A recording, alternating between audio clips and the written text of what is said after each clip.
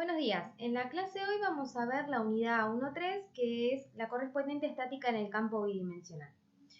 Bien, la mecánica estudia tanto el equilibrio como el movimiento de los cuerpos. La cinemática es la parte de la mecánica que estudia el movimiento de los cuerpos desde un punto de vista geométrico, y la dinámica lo hace desde un punto de vista de las acciones que provocan el movimiento de los cuerpos. La estática lo que estudia es el equilibrio de los cuerpos. La estática considera los cuerpos como cuerpos rígidos, es decir, que no se deforman. Un cuerpo rígido es aquel en el que si tomamos dos puntos y analizamos la separación entre esos dos puntos y aplicamos luego un sistema de fuerzas sobre ese cuerpo y analizamos nuevamente la separación entre esos dos puntos, esa separación se mantiene fija, no cambia. En las estructuras, o sea, en general los distintos cuerpos, elementos sufren deformaciones por la aplicación de fuerzas. Particularmente las estructuras las estructuras con las que trabajamos los ingenieros civiles sufren pequeñas deformaciones, entonces las podemos considerar dentro de la definición de cuerpos rígidos. Bueno, vamos a retomar una serie de conceptos de la clase pasada para poder enganchar con los conceptos de esta nueva unidad. El primero de ellos es el concepto de fuerza. Definimos a la fuerza como toda la acción que tiende a modificar el estado de reposo de un cuerpo. Las fuerzas se representan a través de vectores, los cuales pueden ser de distintos tipos. Tenemos los vectores libres, son aquellos que están definidos por una dirección, un sentido y una magnitud. Los vectores axiles son aquellos que además de tener una dirección, un sentido y una magnitud, tienen una recta de acción. Y los vectores fijos son aquellos que además de tener una dirección, un sentido, una magnitud y una recta de acción, tienen un punto de aplicación. Los sistemas de fuerza se pueden clasificar según distintos agrupamientos o clasificaciones.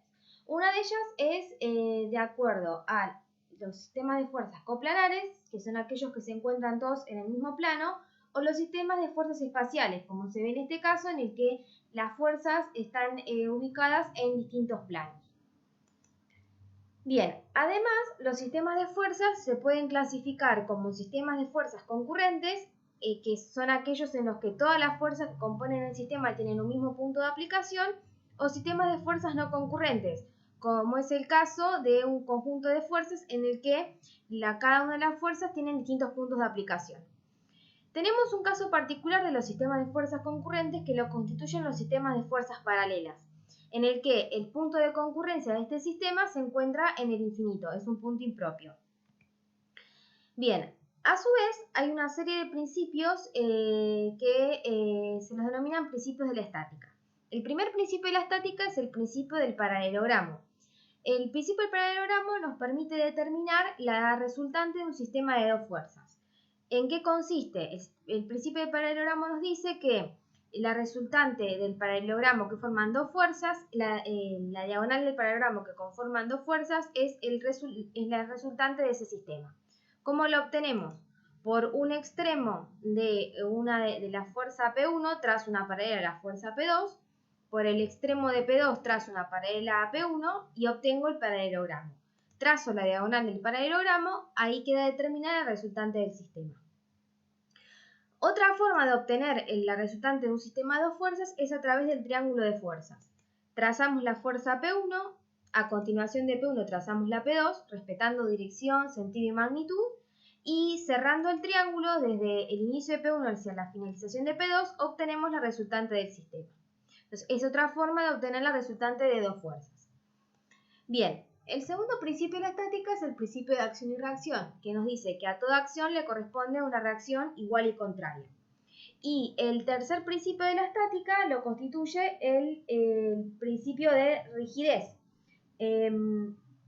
según el cual si yo tengo un cuerpo en el que actúa un conjunto de fuerzas, si a ese cuerpo le agrego un sistema de fuerzas nulo, ese sistema de fuerzas nulo no altera el efecto del resto de las fuerzas.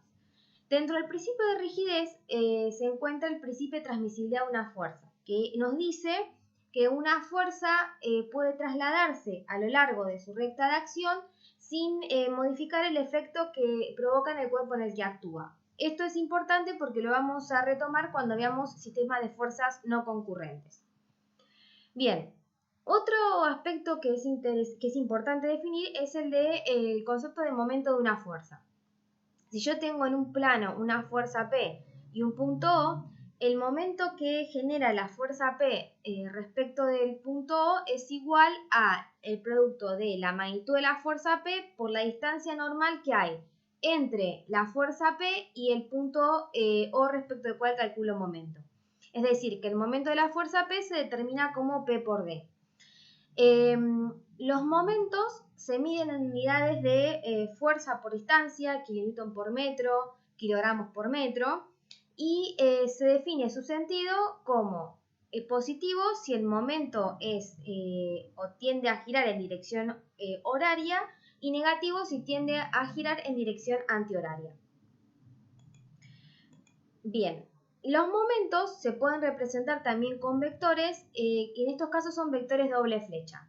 Y la dirección del vector momento es normal al plano en el que se encuentra contenido el momento. Es decir, el momento que estamos analizando, provocado por la fuerza P, está contenido en el plano XY, definido por la fuerza P y el punto respecto del cual calculamos momento. Entonces, la dirección de este momento es normal a este plano XY, y la dirección correspondiente es la dirección Z. Por eso el vector que representa este momento es el MZ. Es interesante observar ahora este caso de aplicación. Si yo tengo este punto O y queremos calcular el momento de las fuerzas que están actuando en el sistema, tenemos que la fuerza P no tiene distancia respecto del punto O. Entonces el momento que va a generar esa fuerza P1 va a ser P1 por 0, es decir, 0. En cambio, la fuerza P2 tiene una distancia respecto del punto O normal, que es esta D, a la que denominamos brazo de palanca, por lo que el momento de P2 va a ser P2 por D. Y como es un momento en sentido horario, por eso le ponemos signo positivo. Es decir, que la resultante del momento de este sistema es distinta de 0, por lo tanto el sistema puede girar. En este otro caso, la fuerza P1 coincide en el punto de aplicación con la fuerza P2. Si calculamos el momento respecto del punto O, la fuerza P1 en este caso, que está a una distancia D respecto del punto O, hace un momento con sentido antihorario, por lo que el momento de P1, que es P1 por D, es negativo. El momento de P2 es P2 por la distancia D, y como el momento que hace es horario, el momento resultante de P2 es positivo. Y el momento resultante del sistema, en este caso, nos da distinto de 0. Nos da, igual a 0. Por lo tanto, este sistema está en equilibrio. Bien, un aspecto importante también en cuanto al resultante de momentos es el teorema de Varignon. El teorema de Varignon nos dice que el momento de la resultante de dos fuerzas concurrentes con respecto a un punto contenido en el plano de las mismas es igual a la suma de los momentos de las fuerzas componentes con respecto a ese mismo punto. Lo importante del teorema de Varignon es que nos dice que podemos calcular el momento de la resultante de las fuerzas a partir de la suma de los momentos de la componente de la resultante. Y esto es lo que está expresado en esta ecuación. Bien. Otro concepto relativo a los momentos es el de pares de fuerzas. Un par de fuerzas son dos fuerzas paralelas, de dirección paralela, de igual intensidad y sentido contrario. Esto que está representado acá en la diapositiva constituye un par de fuerzas. A su vez, los pares de fuerzas cuentan con una serie de propiedades que vamos a pasar a detallarlas a continuación. La primera propiedad de los pares de fuerzas es que dos pares de fuerzas son iguales cuando el momento del par es igual. El momento del par se obtiene multiplicando el valor de la fuerza que conforma al par por la distancia que la separa. Es decir, acá yo tengo una fuerza de 10 kilonewton y una distancia de 5. Entonces el momento del par es 10 por 5, 50 kilonewton metro. En este caso, la fuerza tiene una magnitud de 5 kilonewton y la distancia que la separa es de 10 metros. Entonces, el momento del par es 5 kilonewton por 10 metros, es decir, 50 kilonewton metro. Por lo tanto, estos dos pares, como tienen la misma valor del momento del par, podemos decir que son iguales. Otra propiedad de los pares es que el momento de un par de fuerzas respecto de un punto cualquiera del plano es constante e igual al momento del par. Por ejemplo, en este caso tenemos acá en el plano un par P por D, cuyo momento es P por D. Si queremos sacar el momento respecto de este punto O del plano, vamos a tener el siguiente planteo. Tenemos esta fuerza P multiplicada por la distancia de 1, que nos hace un momento positivo por ser horario, y la fuerza P, que está a una distancia de 2, que hace un momento negativo por ser antihorario. A su vez, podemos expresar esta distancia de 2 como la resta entre la distancia de 1 y esta distancia D, que es lo que está expresado en este paréntesis. Si aplicamos propiedad distributiva, vemos que el resultado de esta cuenta nos da que el momento respecto de O es igual a P por D, donde P por D es el momento del par. Con lo cual se verifica lo que dijimos antes, que si calculamos el momento respecto de cualquier punto del plano de un par, la resultante va a ser igual al momento del par. Bien, una tercera propiedad que presentan los pares de fuerzas es que es posible girar el brazo de palanca de un par, un ángulo cualquiera alrededor de uno de sus extremos sin que el par se modifique. Es decir, si tenemos, por ejemplo, el par conformado por P y menos P y esta distancia, si giramos el brazo de palanca respecto del punto O un ángulo phi, el par no se altera. Y como última propiedad de los pares, tenemos que es posible trasladar un par de fuerzas en su plano sin que su efecto se modifique, ¿sí? Esas son las 4 propiedades que presentan los pares. A continuación, vamos a estudiar qué efectos tiene la traslación de una fuerza en el plano. Supongamos que tenemos este plano y tenemos una fuerza P aplicada en el punto A. Si la queremos trasladar a una distancia D. Por ello vamos a aplicar en el punto O un sistema nulo de fuerzas. Si yo aplico un sistema nulo de fuerzas, por lo que decíamos en el tercer principio de la estática, el sistema original no se altera. Y vamos a considerar que esta fuerza P' que estamos aplicando tiene la misma magnitud que P. Por lo que, si vemos lo que tenemos acá dibujado, podríamos considerar que esta P' que tenemos acá arriba se anula con esta P porque tienen sentidos contrarios. Entonces, eso es equivalente a tener a la fuerza P', que tiene la magnitud de P, trasladada una distancia D respecto del punto A. Entonces, ¿qué significa esto? Que si yo traslado una fuerza, lo que se va a generar en el sistema, además de la fuerza que yo tenía aplicada, es un momento. Entonces, el sistema ahora no solamente este plano no solamente va a poder trasladarse, sino que también ahora va a poder girar por el efecto de la traslación de la fuerza. Otra posibilidad que se puede presentar es que tengamos en un plano una fuerza y un par aplicados y querramos componerlos, como es el caso que vemos acá en esta diapositiva.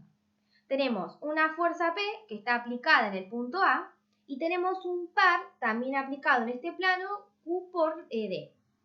Entonces, si yo quiero componer la fuerza con el par, lo que hacemos es determinar una distancia de prima que se calcula como la relación entre el momento del par, que es este Q por D, dividido la fuerza P que teníamos actuando. Esto nos define una distancia de prima.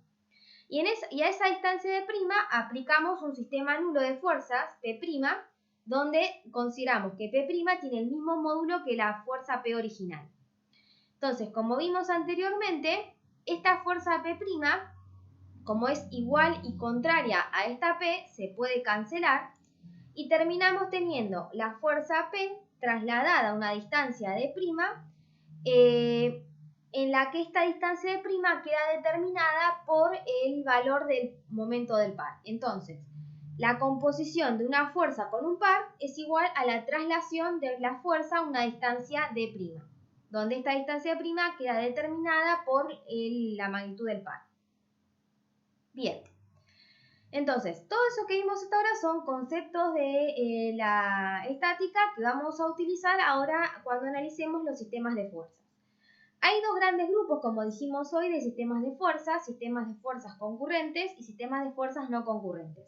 En esta primera clase nos vamos a dedicar a los sistemas de fuerzas concurrentes, es decir, aquellos cuyas fuerzas tienen todas el mismo punto de aplicación o punto de concurrencia.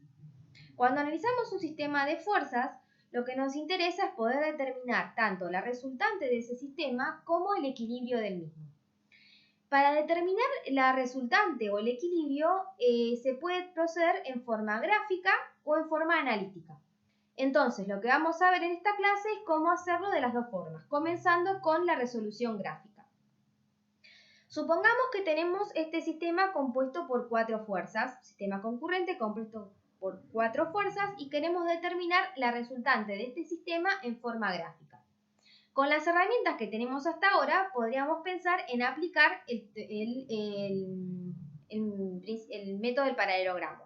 Es decir, tengo acá, por ejemplo, la fuerza P1 y P2, y aplicando el paralelogramo yo podría obtener una resultante parcial entre estas dos fuerzas. Es decir, si yo traslado paralelamente la dirección del P1 en el extremo de P2 y traslado paralelamente la dirección de P2 en el extremo de P1, queda conformado un paralelogramo.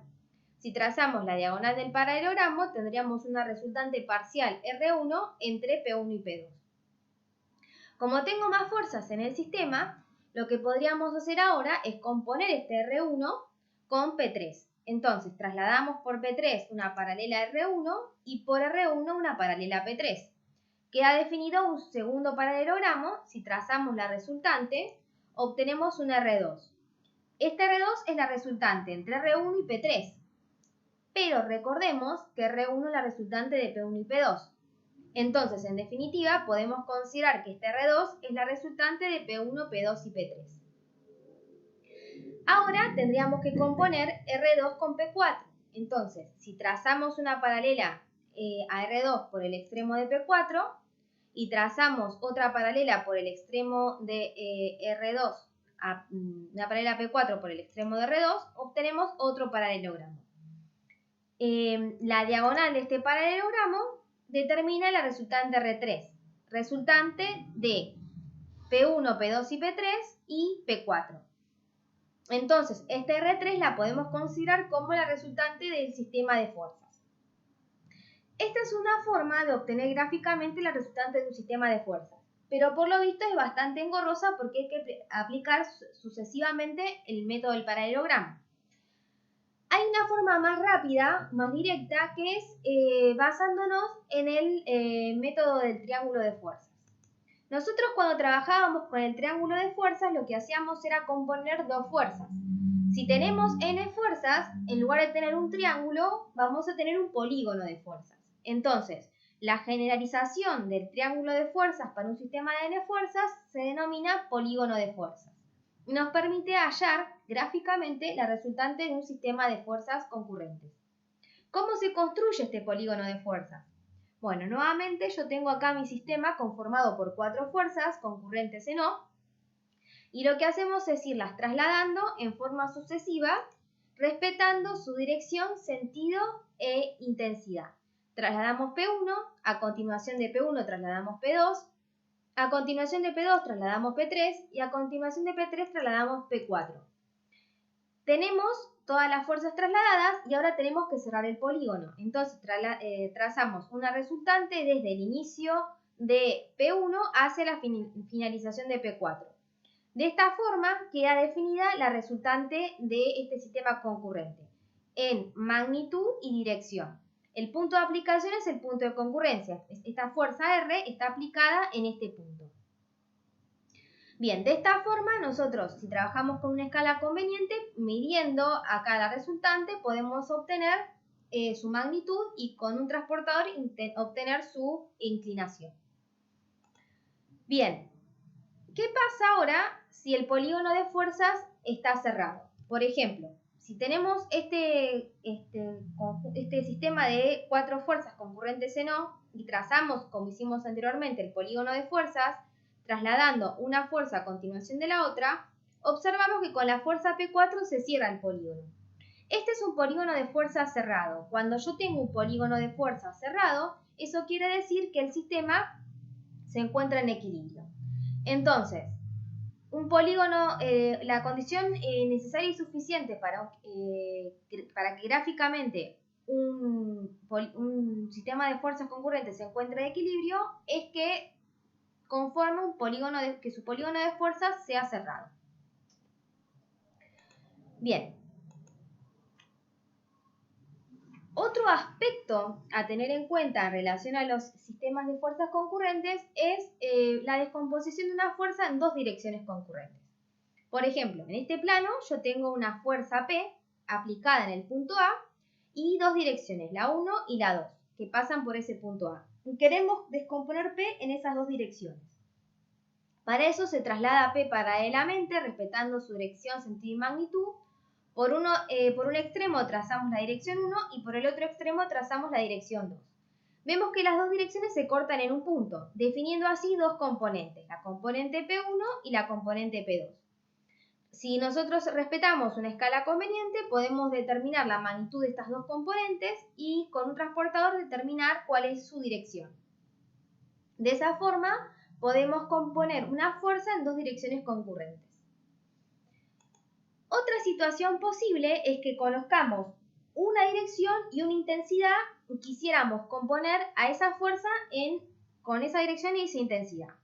Para eso, trasladamos, como hicimos en el caso anterior, la fuerza P respetando dirección, sentido y magnitud. Por un extremo de P trazamos la dirección dato. Y como de la otra incógnita solamente conocemos la intensidad, lo que vamos a hacer es trazar un círculo apoyando el compás en el extremo de P, cuya radio es igual a la intensidad de esta fuerza P2. Trazamos el círculo y si este círculo corta a la dirección incógnita en dos puntos, de esa forma quedan definidas dos posibles soluciones al problema. Un par de soluciones son P1' y P2', y el otro par P1'2' y P2'. Si trabajamos nuevamente con una escala conveniente, midiendo estas direcciones, podemos obtener las magnitudes y con un transportador podemos obtener las direcciones. Otra posibilidad es que tengamos la fuerza P, traslademos por un extremo la dirección incógnita y por el otro tracemos el círculo, pero que el círculo sea tangente a esta dirección. En ese caso vamos a tener una única posible solución, que está dado por P1' y P2'. La tercera posibilidad sería que trazada la dirección incógnita y trazado el círculo no se corten en ningún punto. En ese caso, el sistema no tiene solución. Entonces, estas son las tres posibilidades que pueden darse en el caso de que tengamos que componer una fuerza con una dirección y una intensidad. Bien. La siguiente posibilidad es que nosotros tengamos la fuerza P y conozcamos de la otra fuerza su dirección y su magnitud. Y de la siguiente componente no tengamos ningún dato. Entonces, en ese caso, trasladamos la fuerza P paralelamente. Por un extremo, trazamos el dato que tenemos de la fuerza P1 en dirección y magnitud. Y lo que hacemos ahora es cerrar el triángulo, obteniendo de esta forma la otra componente que es la P2. Bien, y la tercera posibilidad que nos resta analizar es el caso de que tengamos la fuerza P y que conozcamos las dos intensidades. Entonces, en ese caso, como hicimos en el caso que teníamos como dato de intensidad, lo que vamos a trabajar es con dos círculos. En primer lugar, si tomamos la intensidad P1, tenemos que trazar un círculo apoyándonos con el compás en el extremo de P, con un radio igual a P1. Y luego nos apoyamos en el inicio de P con un radio igual a P2. Y ahí obtenemos dos círculos. En este caso, puede pasar que los dos círculos se corten en dos puntos, dando dos posibles soluciones al sistema. También podría pasar que los dos círculos resultaran tangentes en un punto. En ese caso, el sistema tiene una única solución. Y la última posibilidad es que los dos círculos no se corten en ningún punto y en ese caso el sistema no tiene ninguna solución. Entonces, lo que pudimos analizar acá es que conociendo dos direcciones, dos direcciones concurrentes, podemos determinar las componentes, conociendo una dirección y una intensidad, conociendo dos intensidades o conociendo una dirección y la intensidad y la dirección de una, determinar la componente restante. ¿Qué pasa ahora si en lugar de dos direcciones concurrentes tenemos tres direcciones concurrentes? ¿Es posible descomponer una fuerza en tres direcciones concurrentes? Bueno, por lo visto ahora lo que hacemos sería primero trasladar la fuerza P, por un extremo trazar una dirección incógnita, por el otro extremo la otra, y la pregunta ahora es ¿qué hago con la tercera dirección? No hay ningún punto particular en donde colocarla, entonces habría infinidad de posibilidades para esa tercera dirección. Eso nos deja claro que no es posible descomponer una fuerza en tres direcciones concurrentes, porque el sistema nos quedaría indeterminado, ¿sí? Habría infinitas soluciones. Entonces, hasta acá pudimos analizar gráficamente cómo determinar la resultante o cómo componer fuerzas que son concurrentes en forma gráfica. ¿Qué pasa ahora desde el punto de vista analítico? Si queremos determinar la resultante o el equilibrante del sistema analíticamente. Bien, si queremos determinar la resultante de un sistema analíticamente, hay distintas posibilidades. La primera posibilidad es trabajar con dos ecuaciones de proyección. Por ejemplo, yo acá tengo este sistema en el plano XY que está conformado por las fuerzas P1 y P2. Lo primero que hago es descomponer esas fuerzas en una dirección horizontal y en una dirección vertical. La dirección horizontal va a estar dada por el coseno del ángulo porque es el adyacente y la vertical por el seno porque es el opuesto. Entonces, si quiero calcular la resultante, puedo plantear un equilibrio, una ecuación de fuerzas en dirección X, en la que van a intervenir las componentes horizontales que están en dirección X de las dos fuerzas actuantes. En este caso, P1 coseno de alfa 1 y P2 coseno de alfa 2. Como las dos fuerzas tienen la misma dirección que el eje X, entonces los signos de estas dos son positivos. En dirección Y podemos hacer lo mismo. Vamos a tener P1 seno de alfa 1 y P2 seno de alfa 2. Como las dos fuerzas tienen la misma dirección que el eje Y, también en este caso son las dos positivas.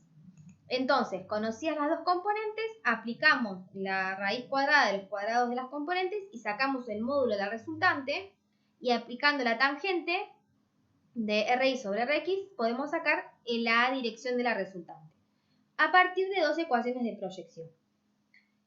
También podemos hacer este mismo planteo utilizando una ecuación de proyección y una ecuación de momento, como es el caso de lo que vemos en esta figura, planteando una sumatoria de fuerzas en dirección X y una sumatoria de momentos respecto del punto A. Yo puedo determinar perfectamente la resultante del sistema. Lo que hay que tener en cuenta en este caso es que el eje respecto del cual yo planteo la sumatoria de fuerzas no tiene que ser normal a la dirección que definan el punto de concurrencia y el punto respecto al cual calculo momento. Es decir, que si yo, por ejemplo, en este caso plantearía la ecuación de proyección en dirección Y, esa ecuación no me estaría dando nada porque ya estaría obteniendo la RI a partir de la de momento y me faltaría la X. También podríamos plantear, en lugar de un equilibrio en X, plantear un equilibrio en Y y una sumatoria de momento respecto de otro punto, como sería este A que estaría sobre el eje Y. Y la tercera posibilidad que se plantea es la de dos ecuaciones de momento, como es el caso que vemos acá. Si planteamos momento respecto de Y y respecto de B, podemos determinar las dos componentes de la resultante. Pues calculamos el módulo y la dirección. Lo que hay que tener presente en este caso es que los puntos respecto de los cuales calculo momento no tienen que estar alineados con el punto de concurrencia.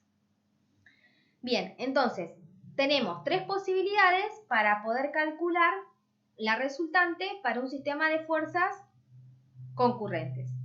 Lo que nos faltaría ver ahora es cómo hacemos para calcular el equilibrio del sistema. Entonces, si yo quiero calcular el equilibrio de un sistema de fuerzas concurrentes, también hay 3 posibilidades de hacerlo. Pero en todos los casos vamos a ver que yo tengo que definir 2 condiciones para el cálculo del equilibrio en el sistema de fuerzas concurrentes. Por ejemplo, la primera posibilidad que se plantea es el cálculo el planteo de 2 ecuaciones de proyección. Si yo planteo una ecuación de fuerzas en X igual a 0, pueden ocurrir 2 situaciones. Que el sistema esté en equilibrio o que haya una resultante que sea normal al eje X. Y por eso esa ecuación me esté dando 0. Si yo planteo una sumatoria de fuerzas en Y igual a 0, puede ocurrir que el sistema esté en equilibrio o que haya una resultante en dirección normal al eje Y. Pero si yo planteo esas 2 ecuaciones en forma simultánea, es imposible que yo tenga una resultante con un punto de concurrencia y 2 direcciones ortogonales. Entonces, con esta condición, me aseguro que el sistema se encuentre en equilibrio. La otra posibilidad es la de plantear una ecuación de proyección y una ecuación de momento. Por ejemplo, si yo planteo una ecuación de proyección en dirección X, puede ser que el sistema esté en equilibrio o que tenga una resultante que sea normal al eje X. Entonces, si yo planteo una ecuación de momento, puede ser que el sistema esté en equilibrio o puede ser que la resultante pase por el punto donde yo calculo momento.